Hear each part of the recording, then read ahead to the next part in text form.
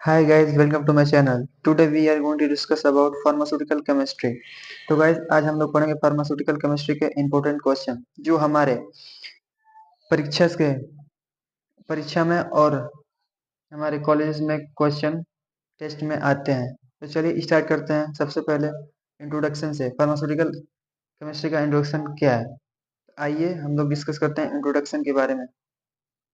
तो गाइस जैसे कि दिया है फार्मास्यूटिकल केमिस्ट्री का introduction.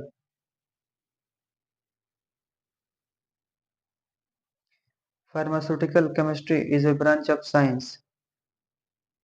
Pharmaceutical chemistry is a branch of science in which we are study about design, synthesis, analysis and formulation of drug. तो guys इसका कहने का मतलब है कि हम लोग फार्मास्यूटिकल केमिस्ट्री के अंदर ड्रग के डिजाइन के बारे में और एनालिसिस करते हैं ड्रग में कि कोई इम्प्योरिटी तो नहीं ना है और उसके फॉर्मुलेशन के बारे में पढ़ते हैं। अब हम लोग देख लेते हैं फार्मास्यूटिकल केमिस्ट्री के ऑब्जेक्टिव।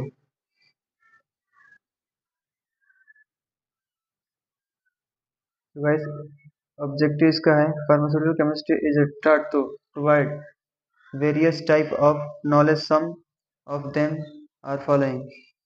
इसका कहने का मतलब है कि हम लोग फार्मास्यूटिकल केमिस्ट्री में नॉलेज प्राप्त करते हैं। ये एक्सट्रैक्शन,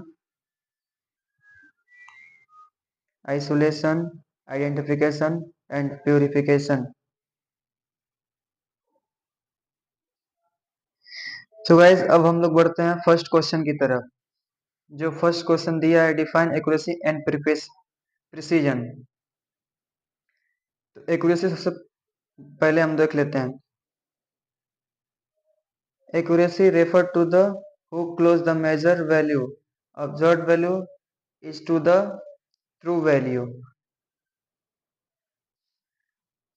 इसके कहने का मतलब है गाइस कि जो एक्यूरेसी होता है हमारे ट्रू वैल्यू से कितना क्लोज है, यानी कि कितना उसके पास है।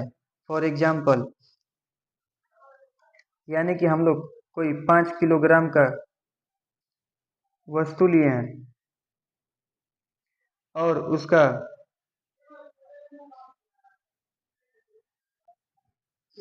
उसको मेजर करने पर हमारा जो ट्रू वैल्यू उसके नजदीक हो तो उसे हम कहते हैं एक्यूरेसी। जैसे कि ट्रू वैल्यू हमारा 5 kg है तो नियर अबाउट 4.9 किलोग्राम आए तो हम लोग मान लेंगे कि ये ट्रू वैल्यू के क्लोज है, यानी कि मेजर्ड वैल्यू 4.9 किलोग्राम हो गया और ट्रू वैल्यू 5 kg। यह क्लोज है ट्रू वैल्यू के। अब हम लोग बात कर लेते हैं प्रिसीजन के बारे में।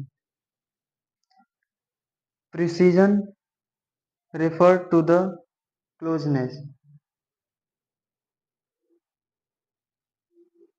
of the two or more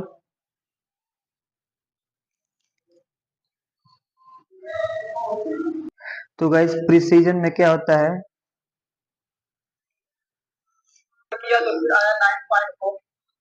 तो आइए गाइस प्रिसीजन को समझ लेते हैं। माना कि हमने किसी वस्तु का वजन है 5 kg। इसको हम मेजर करेंगे तो यहाँ पे दिया है ना क्लोजनेस टू 2 और मोर, एक या एक से अधिक बार। अगर कोई फॉर एग्जांपल यहाँ पे देख लीजिए 4.9, फिर मेजर करेंगे दूसरी बार तो 4.9। अगर बार बार यही रिपीट करे उसी को बोलते हैं प्रिसीजन। चलिए अब हम लोग नेक्स्ट क्वेश्चन की तरफ बढ़ते हैं। नेक्स्ट क्वेश्चन दिया है define limit test and their importance. तो गाइस आंसर इसका है limit test is a process to identify and control impurity and amount of impurity in the chemical substance यानी कि ड्रग में। इससे ये पता करते हैं गाइस कि हमारे जो प्रोडक्ट है उसमें कितनी इम्प्योरिटी मौजूद है। जैसे लिमिट, लिमिट का मीन्स होता है वॉल्यूम, वैल्यू, अमाउंट। और टेस्ट, टेस्ट का मीन्स होता है एग्जामिनेशन। हम एग्जामिनेशन करते हैं कि हमारे ड्रग में या सब्सटेंस में कितनी इम्प्योरिटी है, उसका एग्जामिनेशन करते हैं हम लिमिट टेस्ट में। तो चलिए हम लोग अब इसका इम्पोर्टेंस देख लिया जाए।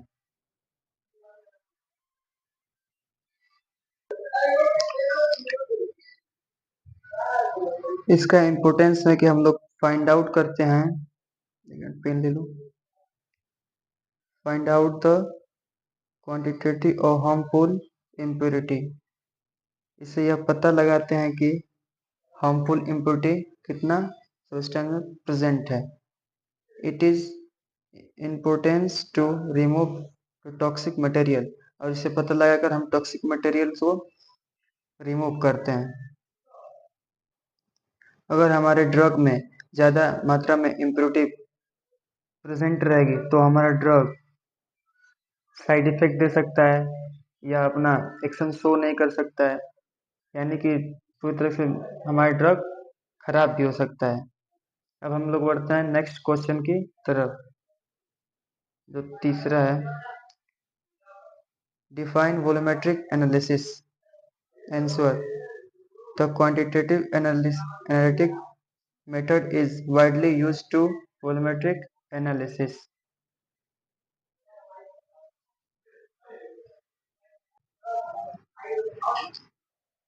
This method is also applied to determine the concentration of the anesthetic. It is also called titration or titrimetry. अब इसको हम गाइस समझ लेते हैं। तो गाइस यह एक ऐसा मेथड होता है जिसके द्वारा हम पता करते हैं इसके कंसंट्रेशन को।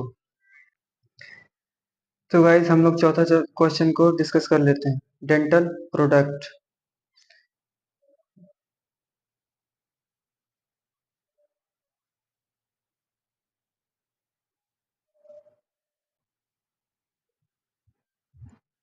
Dental products are those substances which are used to maintain dental health and hygiene।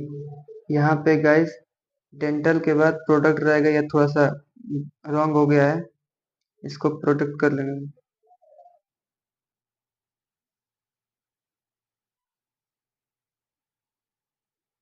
Product type mistake हो गया यहाँ पे। तो डेंटल प्रोडक्ट ये दो सब्सटेंस है जो हमारे टीथ से, जो दांत में कुछ माइक्रोबियल ग्रोथ हो जाता है, जो बोलते हैं आम भाषा में, और हमारे दांतों में जो कैरीज होती है उसको भरने के लिए होता है डेंटल प्रोडक्ट। जो भी रिलेटेड है, दांत से प्रॉब्लम होती है, उसमें यूज किया जाता है डेंटल प्रोडक्ट। तो आइए हम लोग पांचवें क्वेश्चन की तरफ बढ़ते हैं। पांचवा क्वेश्चन दिया है, यूज ऑफ ब्लीचिंग पाउडर। हम लोग ब्लीचिंग पाउडर का यूज कहाँ कहाँ करते हैं गाइस, तो ये देख लेते हैं हम लोग। ऐसे तो इसका आंसर भी दिया है, क्या क्या इसको और बोलते हैं ब्लीचिंग पाउडर को, chloride lime is also known as, एक मिनट, इसका और नाम है calcium hypochloride and bleaching powder. और इसका यूज है, it is use to bleaching agent, जैसे क्लीन करने के लिए होता है bleaching powder. It is use to antiseptic होता है, जैसे it is use to disinfectant में होता है ब्लीचिंग पाउडर का यूज। और ब्लीचिंग पाउडर का हम लोग साफ सफाई में भी यूज करते हैं, या फिर काई हुई जम जाता है फिर से, या तो नाली वाली में हम लोग ब्लीचिंग पाउडर का यूज करते हैं साफ सुथरा करने के लिए। तो गाइस अब हम लोग बढ़ते हैं सिक्स क्वेश्चन की तरफ, डिफाइन हेमेटोनिक्स। हेमेटोनिक्स क्या है इसके बारे में हम लोग देख लेते हैं।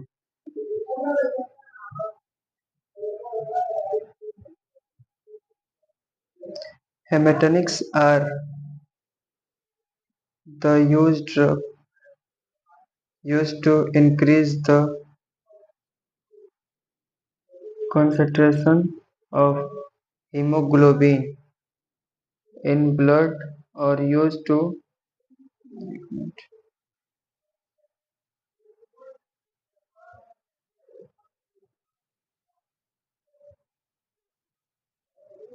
anemia mainly due to the iron deficiency। तो गाइस आयरन की कमी से हम एनीमिया होता है। और